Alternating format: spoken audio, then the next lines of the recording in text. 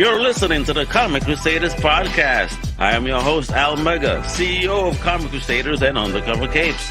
In this show, I'm sitting down with creators from all walks of life to talk about inspiration, process, the lessons they've learned, and a whole lot more.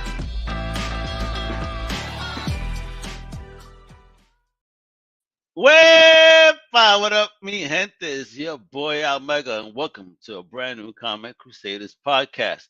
Today, we have an amazing independent comic book creator that is kicking the butt out of his campaign right now, but we still need your help.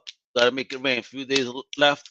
We all right? This is a dope book. It got a whole bunch of stuff, very Kirby-ish artwork that we see in the background, and a mix of other stuff. It's gonna be fun. It's gonna be wild. Let me introduce this future legend, this future star, the one, the only Mr. Jason Sandberg. Wepa, how you doing, bro? Al, you're too kind. You're too kind. Now, most people out there, they might call this Tuesday. I call it New Comic Book Day Eve, because tomorrow we all get to hit the LCS and see what Santa brought for us. You better be hitting your LCSs, all right? Show the love, show the love. You know what? Since you mentioned LCS, Jason, what is your LCSs for a shout out? Yeah, mine is Issues Needed in Apple Valley, Minnesota. And I've been going there for about 4 or 5 years. The owner takes good care of all the customers. He's fantastic. In fact, just to show you how much he loves the customers, about a month ago, I was looking at the Alan Moore Swamp Thing omnibus that DC put out, like the 3-volume omnibus. And he knew that I had the hardcovers that came out about 10 years ago in newsprint. And I said, hey, Jay, I'm looking at those Alan Moore omnibuses, right? I'm thinking of pulling the trigger. He goes, hey, Sandberg, don't do it. It's printed on coated stock. It doesn't have the same feel as the ones you got. So he talked me out of spending about $300 out of his own shop. Exactly. Because he knows what matters to me, which is the quality, right? So that's the kind of shop owner that you want to find, is someone who will talk you out of a sale because he knows what you've already got, and he knows it's better. So it's Issues Needed in Apple Valley, Minnesota. Well, a big salute and shout out. I got 2 epic comics in Orlando, Florida, and then my new one, because I got a shift because I moved, will be Wonderland Comics in Putnam, Connecticut. Nice. Big shop. I'm like, whoa, this is huge. We are so lucky now, because you've got your LCS. You can go there every Wednesday, dig around the back issue bins, and then you've got obviously stuff like on Comixology. So if you want to try something you haven't seen before, you can spend a couple bucks and get it digitally. And then we have crowdfunding. So we are in this golden age where every which way you can get something, there's something there to find, and oftentimes it's different stuff. So it is a golden age, and there's good stuff everywhere. Definitely. So let's get into your origins. Now that we know where your shop is, let's get into your origins. Where you originally from, and what was your first love in fandom in general? Mm-hmm. First thing you fell in love with. So I was a very young youngster. There were the Planet of the Apes movies on TV, and this was back in the mid 70s, and that I think it was the first time. It was that in Star Trek where I kind of started to tickle the neurons that love the sci-fi stuff, right? And then in 1977, I was staying with my grandmother for the weekend, and she said, "Hey, hop in the car. We're gonna go to the pharmacy and grab the newspaper." This was like on a Saturday night. I drove downtown. We go into the drugstore, and she picks up the Sunday paper. And in my head, it was the early edition, right? Back in the day, you said the early edition. So I'm like, my grandmother, she knows like magic. She can pick up a Sunday paper on a Saturday night. What's going on here, right? And then she goes, go pick out a comic book. And I'm like, oh, all right. And I know that I was aware of Spider-Man and Batman from like the cartoons. So I spun the spinner rack, and I picked up Captain America 214 by Jack Kirby. And I am fortunate because that was the right comic book at the right time, because it popped off the page for me. And that was my immediate connection with comic books. Jack Kirby started a lifelong love, and kind of brings me here today. Look at that, of course, Kirby. Everybody's, what my stuff was my very first comic book was Crystal Warrior. But when I started picking up old school stuff at a Grand Book Center, the stuff that my aunt would give me money for, and then she kind of pick out and hand me, Sergeant Fury and Howling Commandos. Nice. Great stuff, man. I wish I still had those. I still got my Crystal. So some of those Crystar, they were penciled by Ron Friends, I think. Yeah. I I still have love my Ron number. Look, Friends. I'm gonna take it off the wall just for you, my brother. I still have. This is my very first comic book, very Nice. first.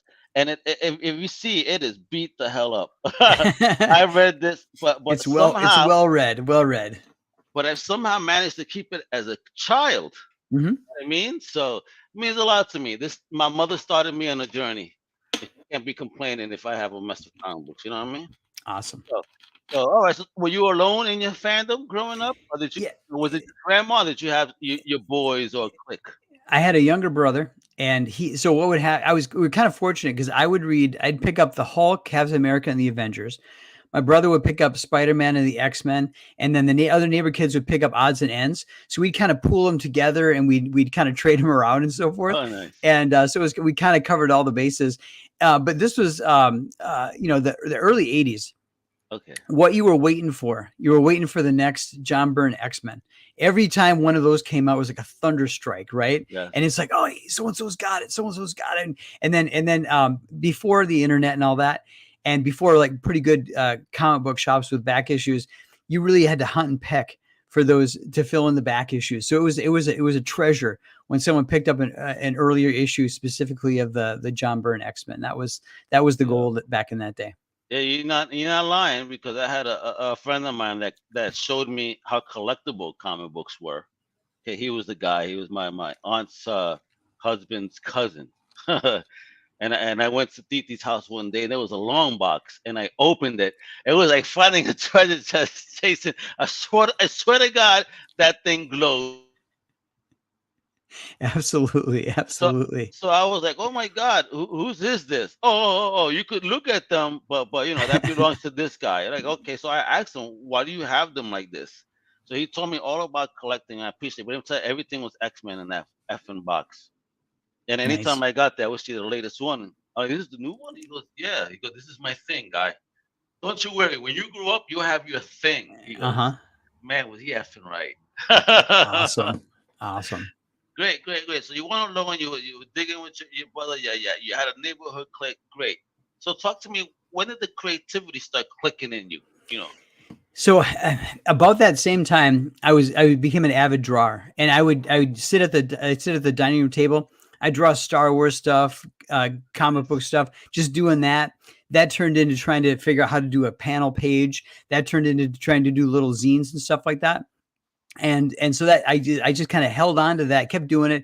I would branch out. I'd do painting and so forth. But Okay. the love was still to, the dream and the love was to do comic books. Jumping forward in the late '90s, I published Jupiter as an independent black and white comic book. It ran nine issues. Through, and when it was distributed through Diamond, and I had a great time. And Diamond liked the book. It ran 9 issues. The deal was, though, it was an odd time for the market, and I couldn't move the needle. So basically, the sales on Jupiter back in the '90s never went down. So everybody who got their hands on it, they loved it. They kept ordering it, but expanding into more stores or getting more into the stores couldn't move the needle. So I'd partner with Diamond, and we'd say, hey, let's target the top 200 stores that sell 8-ball, because your book is kind of quirky. It's independent like 8-ball. Let's try that. So we put together these promo packs. I put in a letter with free copies of the comic book, and Diamond would distribute it in the normal Wednesday shipments. Didn't move the needle. Then we say, hey, your book's kind of philosophical. Let's try Cerebus. It's a black and white indie. Cerebus is a black and white indie. Let's go after the top 200 stores that ship Cerebus or that sell Cerebus. Didn't move the needle. So at that point, after like 9 issues of it just kind of being stalled, I'm like, you know what? I'm getting mixed messages. People love it, but I can't get past that barrier with the retailers. And I understand they've got fixed overhead. It's like the movies, right? Critics love it, fans hate it. Like, how the hell does it make money, right? Yeah. When people ask me how would you describe Jupiter in the '90s, I say critically acclaimed, poorly marketed. But anyway, that was the '90s, though. We didn't have internet. It was different. It was harder. Yeah, it was a harder game. I'm not going to blame you, brother. Way harder game. Yeah. So I hit pause on it. You get a TikToker, Jason. You get a TikToker holding your comic book. You get 1 million sales. You know what I mean? I'll try that next. So then flash forward to like 2019, and I look around, and I'm beginning to see the crowdfunding stuff happen. And one of the books I loved in the late 90s was Section Zero by Carl Kessel and Tom Grummett, right? It was a great book. And we're only running like 3 issues, but they came back and they crowdfunded a hardcover and they like finished that main story. And I began to see elsewhere all these crowdfunding efforts. And I said, you know what? Crowdfunding is more direct than the direct market. You're going right to the reader and you're kind of bypassing the stores. And this is a fantastic way to get your stories out there, connect with readers. So I gave it a shot. And then that brings me to here. There we go. So, talk to me about the discovery of crowdfunding coming from that 90s. Mhm. You know, old school guerrilla marketing. What the hell can I figure out? Talk to me about your discovery of the internet and re-bringing Jupiter into this new digital world. Yeah, it was a matter of kind of like watching YouTubers and kind of doing some research and comparing Kickstarter to Indiegogo and so forth, Okay. and some of those other sites. And I ended up going with Indiegogo because they have this in-demand feature. So at the end of the campaign, it kind of turns into like for a while, it turns into an evergreen store where people can go ahead and order the book after it's already after the campaign's been completed. That kind of tipped me towards Indiegogo. I also started a Kickstarter campaign. So people that like Kickstarter, there is a Kickstarter page. It's still got like 20 some days left. The Indiegogo, as we record this or as we live stream, the Indiegogo has got 13 days left, and we're approaching $5,700. So You mean this one? Yeah, this one right here. Yeah. So we're at $5,600. So we're getting close to the $6,000 mark. And then when we had a $5,000 stretch goal, we beat that. So everybody who backs is going to get this. They're going to get the comic book, which is 40 pages full color for $10. Wait a minute, where you at? Somebody had a mess. There we go. There we go. So this was the first stretch goal. We satisfied the $5,000 milestone. So everybody's going to get this, which is the Captain Kleinbottle fan club membership card. In the pages of Jupiter, there's a sub character called Captain Kleinbottle, who's kind of a Kirby inspired character that exists in that world. So this is a fan club card that would exist in this world, but because he's a time traveler, the years on the dates on it run backward in time. And in true 1970s comic book fashion, it's sponsored by a pie company, and it's got a picture of his rocket on the back. So everybody who orders the book is going to get this. They're going to get a 40-page full color comic book for $10. 40 pages. And this card. I've got a new stretch goal. The new stretch goal is if we hit $8,000, everybody's going to get a official Legion of Memers license to meme. So those of you who watch the memes on the internet and stuff like that, there's this group of memers, and they're just hilarious. They're a band of merry pranksters.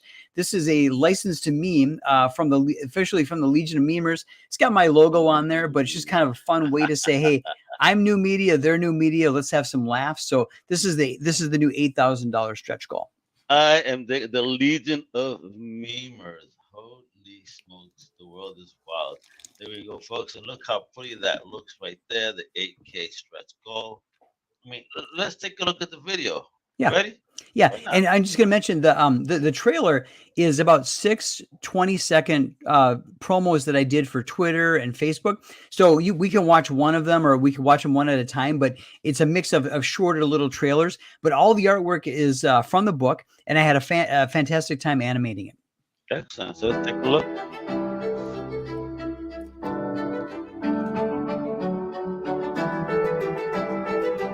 So Kirby.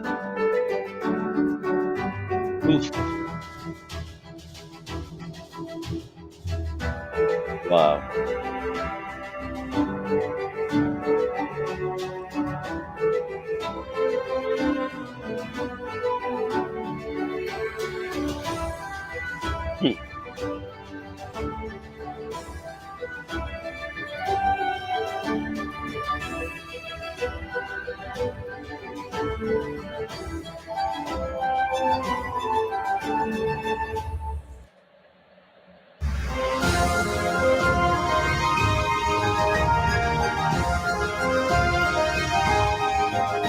Look at that with the pixelization. I love it.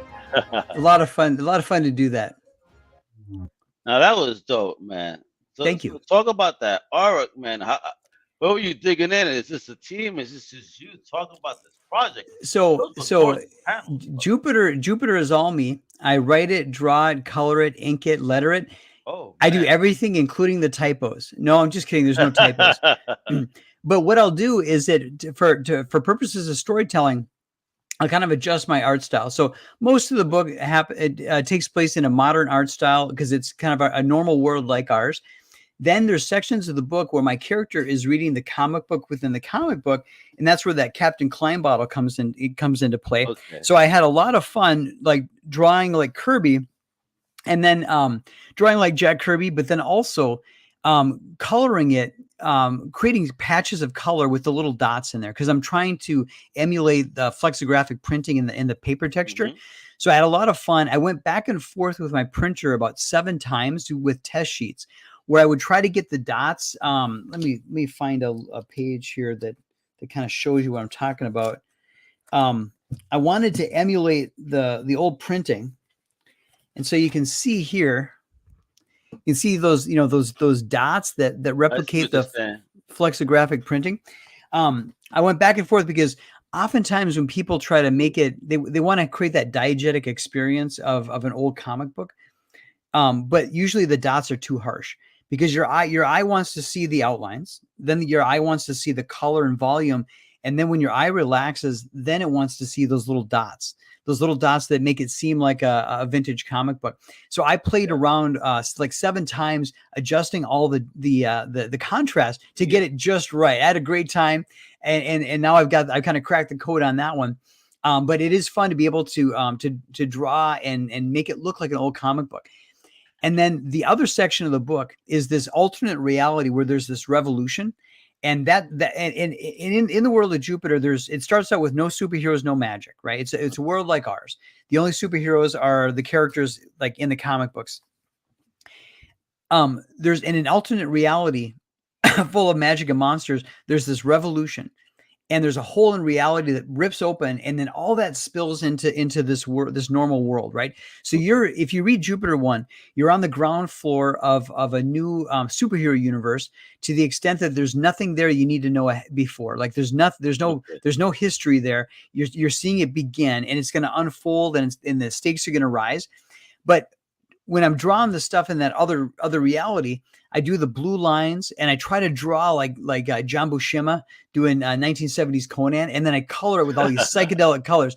So that scene with like the dinosaur smashing into the castle, that's the section of the book where the revolution is brewing off screen, and then it smashes into the day-to-day lives of my main characters, changes their lives forever. Man, you're talking about some revolution. This is like a revolution right here. Look at this. This is it. Look at that. Wow. Love the animation too. Some nice motion comments. Look at that.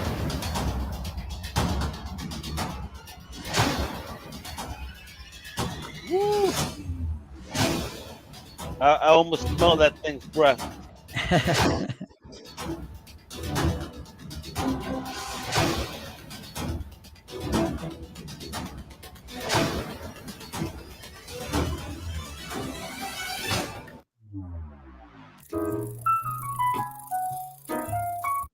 That was dope, bro.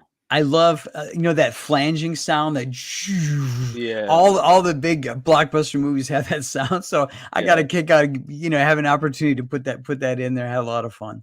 I think we're just so OG. We remember the old Dolby sound too. We used to get DVD and we used to start like that, in Dolby sound. Oh yeah. Remember that? And look at this. See, yo, bro, you are massively gifted because your artistry, the way it changes. Dude. One of the fun things about Jupiter is I've got 40 pages. I've got this huge canvas of 40 pages, and I've got pages at the end where I can try something different, right? And this particular little promo clip, this is based on a single page strip in the comic book. And the premise for it is, what if I went back in time? And I'm hanging out in some coffee shop with Robert Williams and Robert Crumb. And they said, hey, kid, you want to put one page in Zap Comics? We'll let you put a page in Zap Comics. Then the question, as an exercise, I say to myself, what would I do? what would I do that would be worth putting into Zap Comics and just do a one-page little surrealist strip. So that's where this one comes from. And this is artwork from the book that I animated, but it's like a little kind of Spanish surrealist, Twilight Zone, little vignette, and just had a lot of fun doing it. Let's check it out.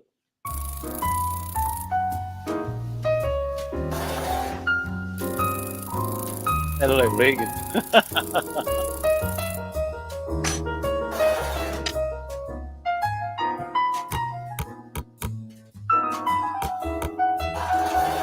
That's how the world feels sometimes. I thought that. Just a little surrealist dream in there, and that's one of the beauties of a comic book page, is that it's an unlimited budget. And you can show what's inside the mind, right? And you can show what's outside the window. You can show what's within the mind. You can play with time, and it's just one of the beauties of the comic book page. And that was really, you know what it reminded me of, old school Sesame Street joints. Okay, little interstitials. Yep. Yeah, they were kind of get into that. So I said, yo, what's going on here? Especially with the world is a marble and all. He was saying a lot. It was cool. It was different. I dig it. This next one, artistry, bro. this next one's kind of trippy. You're gonna enjoy this next one. All right, great. Let's do it.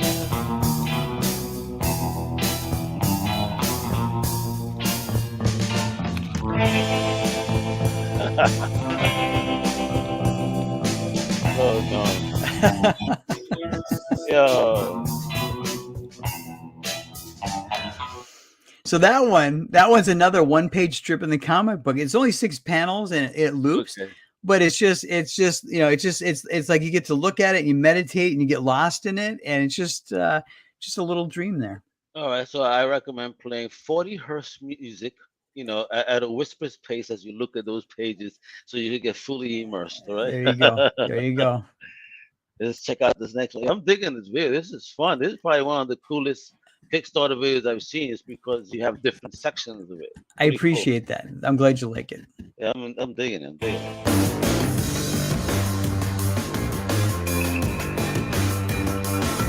Yo, the way your style fits the thing.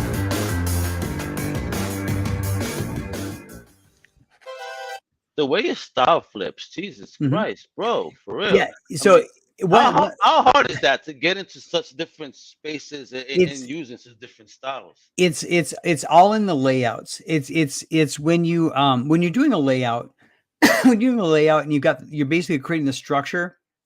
That's where you're setting things in stone, and from there you just build on top of that. So if I do a full layout with proper anatomy and stuff like that locks you into realism. And then if you initially do kind of cartoony, lyrical lines, do cartoons, then that locks you into that. And then from there, it's just how many layers of color do you put on top of it? What details do you put in there? The core thing is, if you want to do artwork in a different style, you got to intentionally do your basic layouts the right way, and then from there, just the art just takes you along that journey, and you just keep. And what people have said is that they can tell it's all my artwork. And I had somebody who read Jupiter in the 90s. Mm-hmm. I sent him a copy of this new one, and he goes, "Dude, I can tell it's you. It looks totally different, but I can tell it's you, right?" And so at the core, your DNA is in there, and then it's just a matter of what are you putting on top of it, whether it be coloring, extra cross hatching, and so forth. But it certainly is fun to be able to adjust the art style to fit the needs of the story. Yeah, and look at this right here. It reminds me of old school comics for real on this look. Just a homie, the ray gun. Yep. Oh, bro, please tell me you made this into a pen.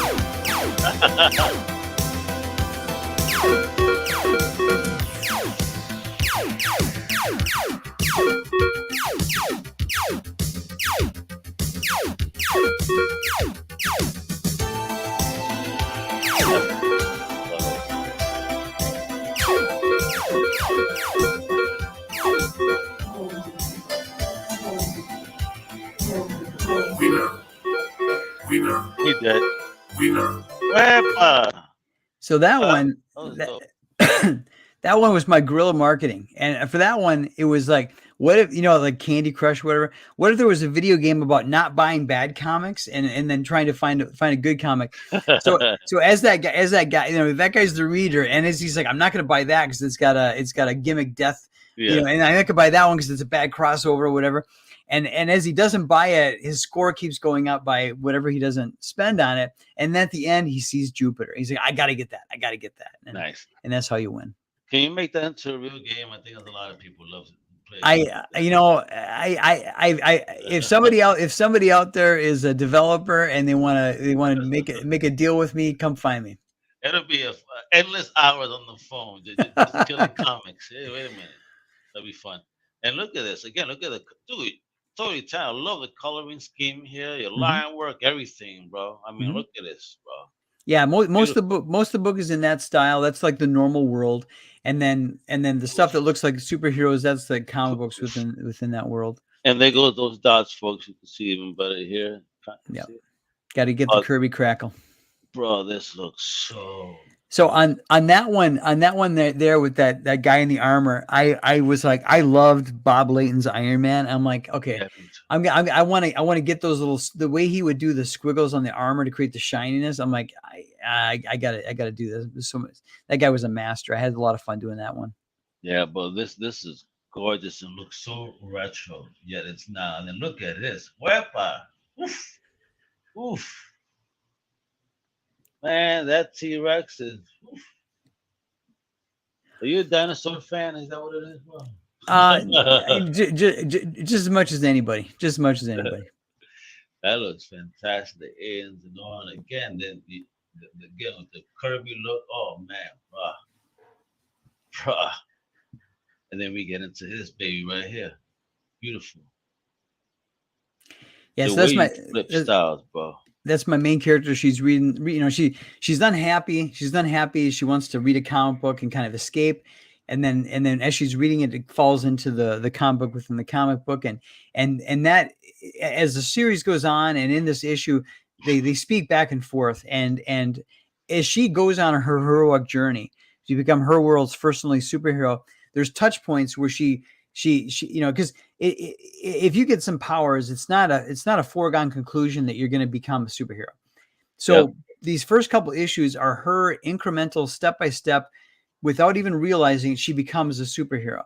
And part of that is because as she's problem solving, she's inspired by this character called Captain Kleinbottle, who's created by that world's Jack Kirby.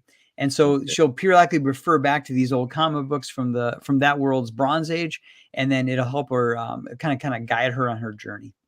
I'm digging it, man. Look how fun this looks. What? Yeah. And what's the plan here? And there goes that scheme right there that he did. Wow. From that to that, beautiful, bro. Love it. So what's the plan here for Jupiter, with this campaign? Once it gets. So the book is 95% done. I'm just doing tune-up right now. So if you're out there and if you back Jupiter, you should have it around shortly after 4th of July. So I'm going to be sending this once the Indiegogo campaign closes. I'll be sending this off to the printer, and then I'll be fulfilling in late June. So you should have it around 4th of July. And then behind me, I've got a binder with about 20 issues worth of the story planned out. So I've started working on issue 2 already. I've got about 10 pages where I'm starting to ink those as a side project. So this thing is going to come out once or twice a year until it builds momentum. And then if there's enough of an audience to support it, I'll start doing this thing quarterly and so forth, and keep churning these out. But every issue is going to be a solid 40 pages because I want to give you as much value as possible. And again, I'm going to bring it as much quality as I can. Like every centimeter of this thing has got cross hatching and coloring and shading, and it's a feast for the eyes. Yes, it is. And folks, look, you can start as simple as $10 on Indiegogo. Simple as $10. Look, that's all you need, right? And then if you want some extra swag, start peruse and start scrolling. Make that middle finger hurt as you hit that scroll button. Cause look at these, from $10 all the way up to 100. And if you already seen him, you get a Kirby or Mons commission for 100. Yeah, for that I'll take your character and I'll draw it in this Jack Kirby style. I'll color it with the little dots and stuff like that. And then if you want to use it for a pinup, if you want to use it for a variant cover, if you're a creator, so be it. I'll do that for you, and I'll do those while the book is at the printer. And I'll get those sent out. I went with a $10 price point because I'm a new creator, a relatively new creator. I want to introduce myself to people. But additionally, everybody's aware that manga is taking up more and more of the North American market. And one of the reasons is a very accessible price point. And so 40 pages for $10 as an introductory offer to try something new. You can't beat that.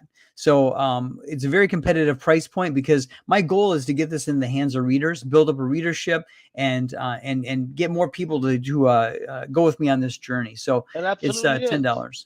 The big two charge you half of that for less than half of the pages. Yeah. Less than half the pages. Yep. Right? Of story. Mm-hmm. They throw their ads in their shit. So at the end of the day, a 22-page comic book bullshit ain't 22. You know what I mean? So there we go. You see, this it is, folks. With $10, you get to support an amazing independent creator and bring us more stories. So once this baby is done and out there, I mean, we get issue 2, volume 2. What are we calling it? What's next? I mean, what's the plot in your head? How many issues deep are we going? So the way I'm structuring it, this thing could continue on indefinitely. It's going to be its own world. But I have 20 issues over here. Where I've gone through a second revision of the draft, and I have thumbnails. So what I have is I have good guardrails. I know where I'm going. I know where the arc is. I know where all the cliffhangers are. Every issue is going to have a fantastic cliffhanger. You're going to want to read the next one as we go along. I have a great end in mind, but it's going to plateau and create basically a new universe. So join me on this journey. You're going to have a great time. It's going to go on for years to come.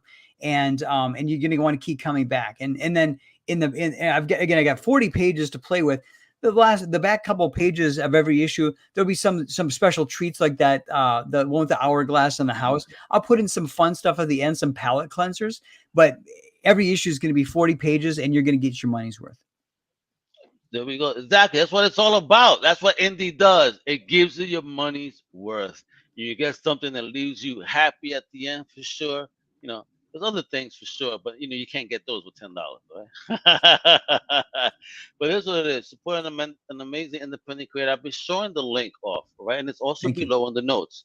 So Indiegogo, look for Jupiter issue 1, right now. 12 days left. Mm-hmm. A big salute to the 157 backers thus far. You know what I mean? Yeah, but I'm honored. Yeah, as a new creator or someone who's not been around but has come back, I'm honored to have so many backers on my first campaign. Glad we hit the $5,000 stretch goal. More is always better, but more means I'm getting it into more people's hands. So I want to connect with as many readers as possible and build that connection with people. So talk about then connecting and meeting and building those connections, if you will. Are you doing any conventions this year where we get to meet you in person? Maybe grab some of these in person. No current plans for conventions. I can't. That'll be in the future. I can't see over the horizon right now because of everything's going on. But certainly when the book comes out at my LCS and in Wrong Town, I'll be doing some signings and things like that. And then in the future, definitely would be interesting in going to some conventions and so forth. And then the book, my intention is to also solicit it through Diamond. So after I fulfill the campaign and all the backers have been sent the books, I'll be approaching Diamond and perhaps Lunar and saying, "Hey, would you like to carry this and get it into more people's hands?" And then I'll be continue to sell it on my eBay site and on Indiegogo as in demand. And then I'll start working on issue 2, and I'll start working on issue 3, and then start working on issue 4, and I'll keep these coming. And believe me, you're going to want to get in on this because it's going to be a fun ride. So you got this plotted out already. Mm-hmm. Look, this guy's a beast, folks. You see this? I'm not gonna do the Jar Jar Abrams thing where it starts out really cool and you're fascinated and there's no plan and it doesn't go anywhere. And I watched all the seasons of Lost. I was so mad. I'm not gonna do that. It's gonna be you don't want to get in on this, and it's gonna be a great ride. Oh, I can't wait, folks. Please, again, support amazing creators like Jason. Simply follow him on Twitter as well at Jason_Sandberg. Show the love. Support independent comics. Look at the beauty that is that book right there, Jupiter. Okay. The other thing is, you know, it's $10 for 40 pages. Those of you that like variant covers, I'll give you a variant cover, but you don't have to spend any more money. When you flip it over, you got your variant cover. Love it. Love it. Love it. Hell yeah, kiddo. That's the way you do it. All right, folks. Jason, it's been amazing having you on. Thank you for coming on and talk about this amazing book that is Jupiter. As a fan, to a creator, thank you so much, bro, for being brave and bold enough for you to even bring that back now into the modern times, baby, and show these kids what they've been missing, doing it right with your multi-diverse talent, man. You are amazing. Thank you. I really can't wait to see you at a con. You know, you should definitely start getting those lined up, because I know this baby here is already a hit and it's going to grow even bigger. And you coming back when that gets solicited at Diamond, at Luna. I want to talk about how you got that done and that next phase of the journey of Jupiter. All right? We'll do. I will certainly be back. Thank you. Excellent, folks. All right. Show the love to independent creators. Show the love to me, gente, over at Comic Crusaders. All right. Support Jupiter, baby, right there. Beautiful cover. All right. Make sure to check out my family over at undercovercapes.com with shows such as Outside the Panels, No Price Podcast, Definitive Crusade, K-Pop Cosmos, Happy Spoilers, and a whole lot more. All right, mi gente. Hasta la próxima. ¡Huepa! Thank you for listening to the Comic Crusaders podcast. If you like the content, please subscribe and turn on notifications. Also, please visit comiccrusaders.shop and our extended podcast family over at undercovercapes.com. And also make sure to download the Comic Crusaders app on the Google Play Store today.